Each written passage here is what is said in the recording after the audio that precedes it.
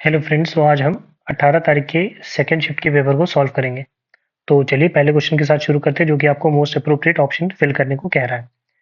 तो यहाँ लिखा है, most of the rivers dry up during the summer season but the Ganga is full of water round the year because it is perennial. Perennial मतलब something which is continuous, जो कि continuous रहे, खत्म ना हो, मतलब उसका पानी ना सूखे ना, नदी के केस में।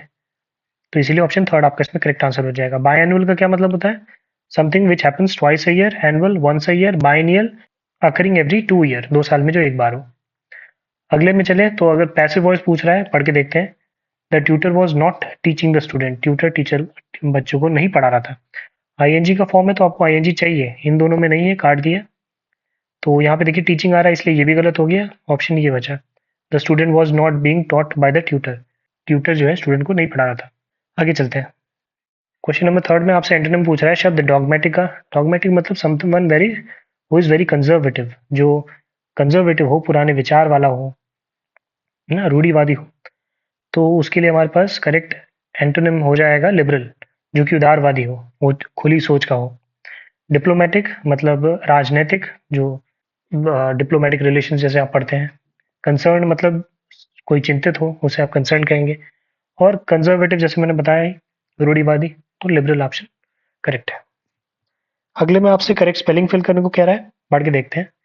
When numerous ideas are presented in a historical context, more than mere dash can be seen. जब एक से ज्यादा आइडियाज हिस्टोरिकल टेक्स्ट में मिलते हैं, कॉन्टेक्स्ट में, तो पैरेललिज्म देखा जाता है। पैरेललिज्म मतलब होता है दो चीजों का एक साथ चलना। करेक्ट ऑप्शन ऑप्शन फोर्थ है आपका, इसमें सही स्पेलिंग ये लिखी है। पैरेलल लाइंस आपने मैथमेटिक्स में पढ़ी होगी। अगले में आपसे पैसिव वॉइस पूछ रहा है, पढ़ के देखते हैं। Can you compose an inspiring poem? तो can an inspiring poem be composed by you? Option third आपका इसमें करेक्ट आंसर होगा। और अगले में देखें तो एंटोनिम पूछ रहा है शब्द अनोयंस का, पढ़ के देखते हैं तब थोड़ा सेंस मिलेगा। Despite his annoyance, Rahul knew that rushing the delicate process would only lead to mistakes. Rahul जानता था कि वो जल्दी जल्दी भी करेगा तो ये जो प्रोसेस है उसे रश करने की वजह से गलतियां ही होंगी। तो रशिंग मतलब यहाँ पे इग्नोरेंस हो गया है ना, जल्दी की वजह से चीजों पे ध्यान देना ना हुआ, तो उसके लिए हमारे पास एंटोनिम हो जाएगा सिरेनिटी। सिरेनिटी मतलब क्या होता है? सीरीन मतलब हुआ कि आप किसी चीज को एकदम कामनेस से और पीसफुली चीजों को देख रहे हो, ऑब्जर्व करो, जैसे कि गलतियां कम हो रही हैं। तो इसीलिए करेक्ट ऑप्शन यही हुआ। ससेप्टेबिलिटी मतलब संवेदनशील, कोई चीज जो हानि के लिए संवेदनशील हो। नेवर मतलब वो जानवर जो कि चबा के खाता है। एब्सर्डिटी मतलब हुआ आपका मूर्ख था। तो सेकंड आपका इसमें करेक्ट आंसर था। आगे चलते हैं। क्वेश्चन नंबर 7 आपसे सिनोनिम पूछ रहा है शब्द किल्टर का। तो किल्टर का क्या मतलब होता है? संतुलन बनाना, है ना। तो संतुलन के लिए हमारे पास शब्द है इसमें ऑर्डर। ऑर्डर मतलब भी एक तरह की व्यवस्था बनाए रखना, क्योंकि एनआरकी मतलब होता है अराजकता, कोई भी व्यवस्था ना हो।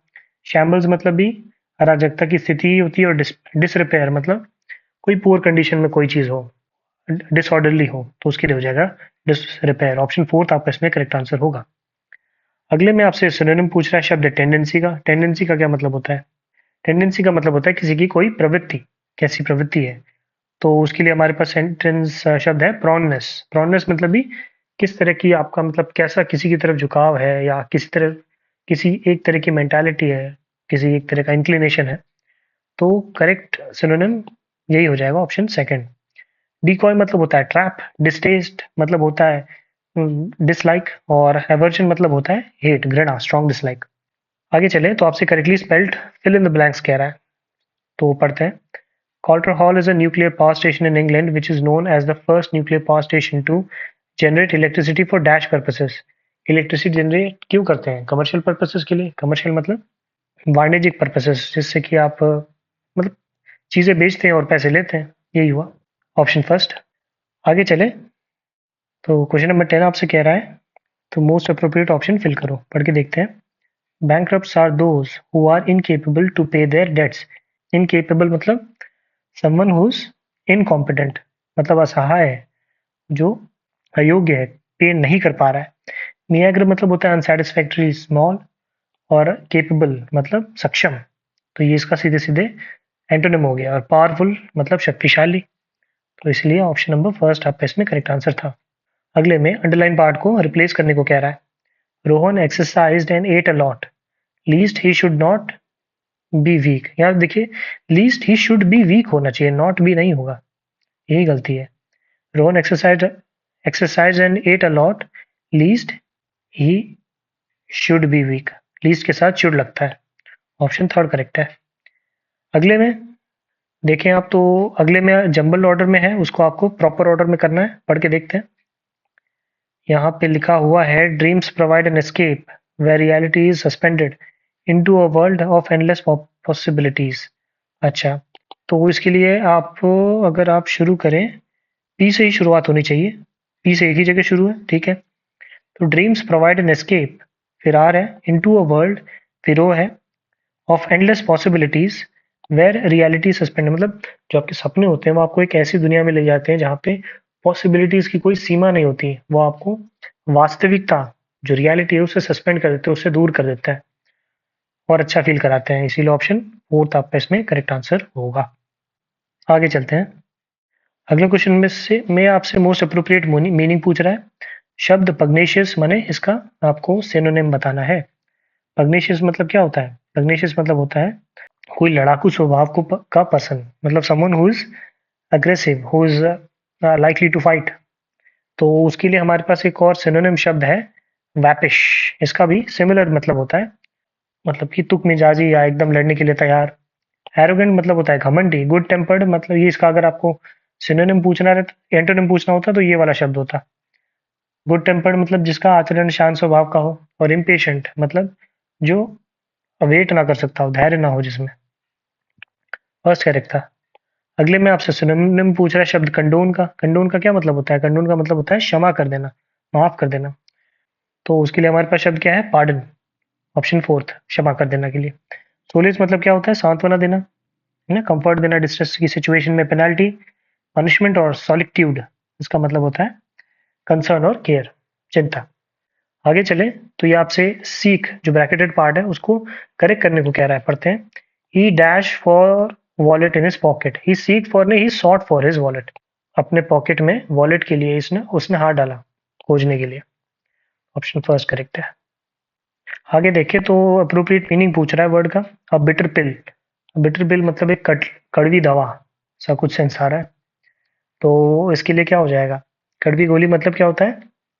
इसका मतलब होता है फेसिंग अ डिस्ट्रेसफुल सिचुएशन, डिस्ट्रेसिंग सिचुएशन को, एक कष्टदायक स्थिति का सामना करना, ऐसा कुछ सेंस आ रहा है। टॉकिंग नॉनसेंस मतलब बकवास करना हो गया। गेटिंग फ्यूरियस इजीली मतलब आसानी से गुस्सा हो जाना। आर्ग्यूइंग अननेसेसरीली मतलब क्या होता है? Fighting over trivial matters. तो थर्ड आपका इसमें करेक्ट आंसर था। आगे चलते हैं। क्वेश्चन नंबर 17 आपसे अप्रोप्रिएट मीनिंग फिर से पूछ रहा है। ऑन क्लाउड नाइन मतलब हिंदी में जिसे हम सातवें आसमान पे कहते हैं, बहुत ज्यादा खुश जब कोई होता है। तो fourth, very, being very dilated, बहुत ज्यादा प्रसन्न होना, खुश होना। आगे चलें तो क्वेश्चन नंबर 18 में कह रहा है we were on the way to the party suddenly there will a downpour. यहाँ देखिए यही गलती है, विल अ डाउनपोर नहीं, देयर वॉज अ डाउनपोर होगा, मतलब अचानक से भारी बारिश होने लगी। तो ऑप्शन फर्स्ट गलत है। अगले में भी आपसे सेम एरर पहचानने को कह रहा है। People admired him for he lived by the same principles that he preached. लोग उसकी प्रशंसा करते थे क्योंकि वो जो सिद्धांत अपने जीवन में फॉलो करता था उसी के बारे में बताता था। मतलब जो आप लोगों को बता रहे हो आप खुद फॉलो कर रहे हो। लेकिन यहाँ पे सिद्धांत जो प्रिंसिपल है ये गलत लिखा है, ये स्कूल वाला प्रिंसिपल है। उस वाले प्रिंसिपल में पीएल ही होता है लास्ट में। तो इसीलिए ऑप्शन नंबर, कौन सा option number, option number first में गलती है। आगे चलते हैं। क्वेश्चन नंबर 20 आपसे जंबल्ड ऑर्डर में जो सेंटेंस है उसको मीनिंगफुल ऑर्डर में कन्वर्ट करने को कह रहा है। पढ़ के देखते हैं। So I am not very sure I have a driving licence of myself reaching home safely but no driving, ठीक है। तो इसमें कुछ कुछ ऐसा सेंस आ रहा है कि उसके पास ड्राइविंग लाइसेंस तो है लेकिन उसको ड्राइविंग करने नहीं आती, इसीलिए वो श्योर नहीं है कि वो ड्राइव करके घर ले जा पाएगी। तो शुरुआत होगा बी से, सब देखिए बी से 3 में शुरू है। I have a driving licence but no real driving experience, B के साथ डी होना चाहिए, दोनों में ही है।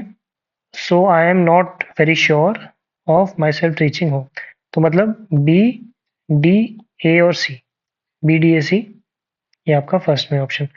मतलब जैसा कि मैंने बताया उनके पास ड्राइविंग लाइसेंस है लेकिन ड्राइविंग करने का एक्सपीरियंस नहीं, इसलिए वो श्योर नहीं कि वो ड्राइव करके खुद को घर पहुंचा पाएंगी। अब चलते हैं हम पैसेज की तरफ। तो यहाँ से हमारा पैसेज शुरू है, पढ़ के देखते हैं। This Diwali is more significant because we are going to celebrate it after 3 years without the evil shadow of COVID-19 that dash looming over all the festivals। मतलब ये जो दिवाली है ये काफी सिग्निफिकेंट है, क्योंकि पिछले 3 साल से हम दिवाली सेलिब्रेट कर नहीं पा रहे थे कोविड की वजह से। Covid that that was looming over the all festivals, मतलब घेरा बना रखा था फेस्टिवल्स के ऊपर, जिस वजह से लोग उसे सेलिब्रेट नहीं कर पा रहे थे। ऑप्शन सेकंड करेक्ट है। आगे चले। The lockdowns and endless bad news of death and dash, death and demonetisation नहीं, डेथ एंड इकोनॉमिक बूम नहीं, डेथ एंड न्यू बर्थ नहीं, death and disease. Option fourth correct है। ये जो लॉकडाउन था और एंडलेस बैड न्यूज थे death और डिजीज के बारे में, उसने क्या किया था? Had turned our country into a zone of gloom. उसने हमारी कंट्री को दुख वाला एक जोन बना दिया था, दुखी, जिसमें सब लोग दुखी थे, किसी के कोई ना कोई प्रियजन की डेथ हो रही थी इस वजह से। आगे पढ़े।